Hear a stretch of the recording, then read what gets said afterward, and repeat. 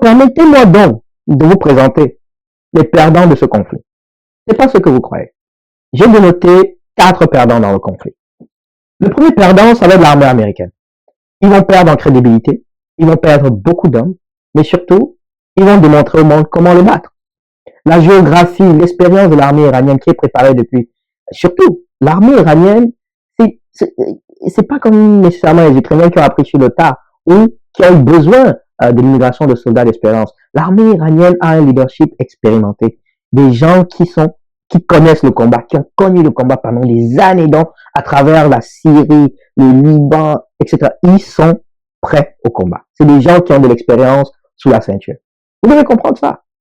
L'autre chose, pourquoi les Américains sont perdants, c'est que ce que Donald Trump vient de créer, aucun Américain, je dis bien, malheureusement, je ne le souhaite pas, mais c'est la conséquence. Aucun Américain ne sera en sécurité dans le monde. Je vous rappelle que vous venez de tuer le représentant de Dieu, d'une religion. Je vous rappelle, vous venez de tuer le représentant de Dieu pour des centaines de millions de croyants. Vous pensez vraiment qu'il n'y a pas de branche fanatique et que, comme même chez les chrétiens, il y a une branche fanatique et qu'il n'y a personne qui va se lever le matin et commencer à poignarder les gens dans les rues. Vraiment. Et vous allez voir donc une hausse des attentats en territoire américain et en territoire étranger allié, qui va viser spécifiquement les Américains et les gens de confession juive. Malheureusement, mais c'est la conséquence. Parce que souvent, on va critiquer l'attentat, mais si on ne réfléchit pas à la conséquence, on répète les mêmes affaires. Et l'autre chose qui fait en sorte que les Américains seront perdants, c'est la démocratie américaine qui sera perdante. Parce que comment je vois ces choses-là? Les républicains et Trump vont créer l'environnement fertile pour qu'il y ait un attentat majeur, soit avant les élections de mi-mandat, ce qui est la période idéale, ou avant les élections présidentielles en 2028. Pourquoi ils feraient ça? Simplement parce qu'ils vont pouvoir, après cet attentat majeur, du type 11 septembre, de l'ampleur, pas nécessairement dans la forme, 11 septembre, ça leur permettrait de créer une forme d'état d'urgence et d'insécurité et potentiellement de repousser les élections ou de rester au pouvoir. On a déjà vu le scénario. C'est juste que les Américains ne s'en rendent pas encore compte qu'ils sont en train de tomber dans ce scénario-là. Alors, le deuxième perdant de ma liste, ce sont les Israéliens. Israël sera le plus grand perdant de toute cette histoire. Le plus grand. Et je vous dis pourquoi. Parce que vous devez savoir que les soutiens habituels d'Israël s'en éloignent, que ce soit eux ou la prochaine génération de leaders. L'Europe s'éloigne énormément d'Israël après qu'Israël les ait trahis, ainsi que les États-Unis. Tout ce qui est organisation internationale qui pouvait encore supporter Israël perd en influence. L'ONU perd en influence. Donc l'ONU, les gens ne s'y retrouvent plus.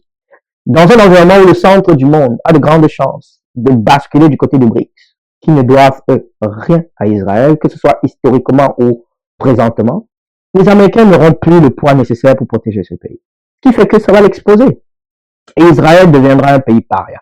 Les excuses ne suffiront pas. Je doute fort. Malheureusement, encore une fois, comme je dis, je ne fais que lire les conséquences potentielles. Israël risque de devenir un pays paria.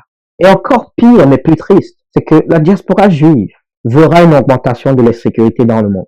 Parce qu'elle a été sacrifiée par Israël. Et parce qu'elle s'est laissée embarquer, malheureusement, dans la politique israélienne. Donc, ça, c'est ma lecture par rapport au deuxième perdant. Le troisième perdant, ça va être l'Arabie Saoudite. Ben Salman a tiré l'arrogance trop loin. Et il va en payer le prix, malheureusement. Je ne lui souhaite pas. Mais si effectivement la probabilité pour l'Iran de survivre à tout ça est aussi haute que je le crois, l'Arabie Saoudite n'aura plus la paix qu'elle a, en fait. Que ce soit à travers les attentats, que ce soit à travers les dégâts matériels, une paix saoudienne comme elle avait avant, les probabilités sont très faibles. Très, très faibles. C'est toujours possible parce que la négociation, le futur, la politique est dynamique. Le futur peut faire en sorte qu'il y ait une entente, une compensation, une façon entre Iraniens et Saoudiens d'enterrer la hache de guerre pour le bien-être financier des deux. D'accord? C'est possible. Mais je peux vous assurer que la position des Saoudiens aux yeux du monde arabe sera autant entachée par cette histoire qu'autre chose. Et surtout, je peux vous assurer que les Américains vont réouvrir le dossier 11 septembre. Que vous le vouliez ou pas, ça va arriver. C'est inévitable. Parce que vous devez comprendre qu'il y a une nouvelle génération de politiciens américains qui vont vouloir absolument rompre avec le passé. Donc ça, c'est le le troisième perdant au niveau de ce conflit. Mais le dernier perdant, c'est celui que vous n'imaginez même pas. D'accord? Le dernier perdant, c'est celui que vous n'imaginez même pas. C'est Taïwan. Je l'ai déjà prédit ici dans un de mes tweets il y a très longtemps. Taïwan is fucked. Et ce conflit le renforce encore plus. Parce que vous devez savoir que les Chinois vont rapidement se rendre compte qu'en termes de munitions, d'accord, qu'en termes de support public, d'accord, les Américains auront brûlé leur carte. De sorte que ce conflit, s'il perdure, les Américains vont bousiller tellement d'arsenal, de munitions, de crédibilité, de support national. S'il y a de plus en plus de décès, en réalité, ce que la Chine espère, et ce que la Chine fera si elle a la possibilité, c'est de supporter l'Iran afin qu'il y ait de plus en plus de décès du côté américain. Pourquoi il ferait ça? C'est parce que quand ils vont envahir Taïwan, les Américains ne pourront rien faire du tout. Ils n'auront ni les munitions pour avoir une guerre longue face à la Chine, qui, elle, a des munitions fraîches, et surtout, ils n'auront pas le support public pour s'engager vers une guerre à nouveau. Donc, Taïwan is fucked. Ça, c'était mon quatrième perdant. Mais j'ai un perdant surprise pour vous. Le perdant surprise pour vous, c'est l'Afrique. Spécifiquement l'Afrique francophone.